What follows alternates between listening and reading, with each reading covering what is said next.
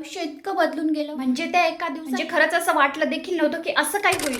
Welcome back to with Urmila व्लॉगमध्ये मी उर्मिला तुमचं सगळ्यांचं मनापासून स्वागत करते. एक 6-7 दिवसापासून व्लॉग करायला वेळच भेटला नाही, त्यामुळे थोडंसं व्लॉग यायला उशीर होतोय.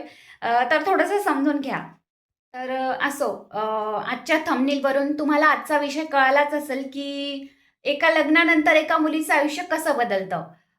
तर बऱ्याच मुलींचं बदलतं, एव्हाना सगळ्या स्त्रियांचं लग्नानंतरचं आयुष्य बदलतं. तर मी आज तुमच्यासोबत माझं आयुष्य कसं बदललं याचा व्हिडिओ किंवा ही गोष्ट तुमच्यासोबत शेअर करणार आहे. तर लग्नानंतरचा पहिला बदल म्हणजे जबाबदारी. हो, प्रत्येक स्त्रीच्या आयुष्यात हा बदल कधी ना कधी येतो. तसा तो माझ्या आयुष्यात आला. अ, नवीन घर, नवीन माणसं, नवीन सवयी, नवीन वातावरण हे सगळं माझ्यासाठी जणू काही नवीनच होतं. नक्कीच नवीन होतं. त्यामुळे सगळे मला ओळखतात, पण मी कुठेतरी हरवते असं मला सतत वाटायचं.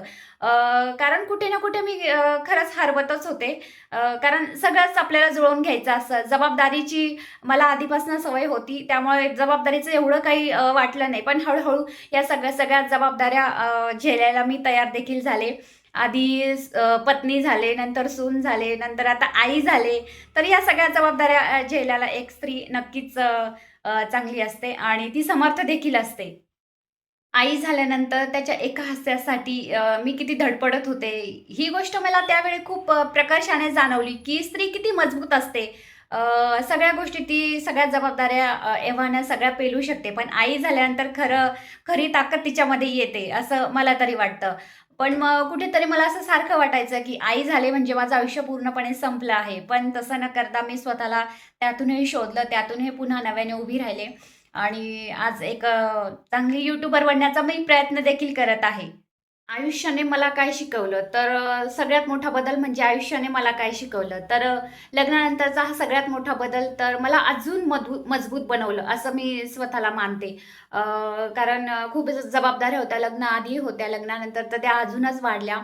पण मी संयम करायला शिकले. प्रत्येक गोष्टींमध्ये आनंद, छोट्या-छोट्या गोष्टींमध्ये आनंद शोधायला शिकले. स्वतःवर प्रेम करायला शिकले. स्वतःला परत नव्याने उभं राहायला मी शिकले.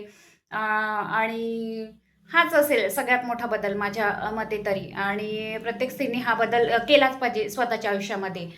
कसं असतं, लग्नानंतर आपण खूप जबाबदाऱ्यांमध्ये अडकून जातो. खूप साऱ्या जबाबदाऱ्या आपल्या अंगावर असतात. तर त्यातून आपण कसं सावरायचं, कसं स्वतःला शोधायचं, हे प्रत्येक स्त्रीने शिकायला हवं. जर एखादी विवाहित स्त्री माझा हा व्हिडिओ बघत असेल, तर मला तिला एकच सांगायचंय, की तू जबाबदाऱ्यांमध्ये हरवून जाऊ नकोस. स्वतःला शोध. तिथून नव्याने स्वतःला उभं राहायला शिक.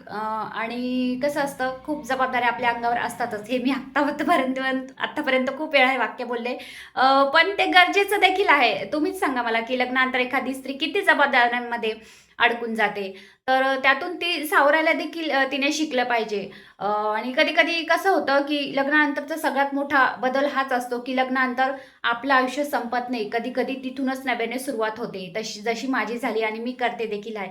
तर माझी जी कोणी विवाहित स्त्री माझा हा व्हिडिओ बघत असेल, तर तू थकलेली असू शकतेस, तू हरलेली असू शकतेस, तुला आधाराची गरज देखील असू शकते. पण एक गोष्ट कायम लक्षात ठेव, तुझी स्वप्न कायम जिवंत राहिली पाहिजे. कायम तुला अ, उभं राहायला शिकायला हवं. तुला अजून मजबूत बनायला हवं. कुटुंबासाठी नाही, इतरांसाठी नाही, पण स्वतःसाठी तरी.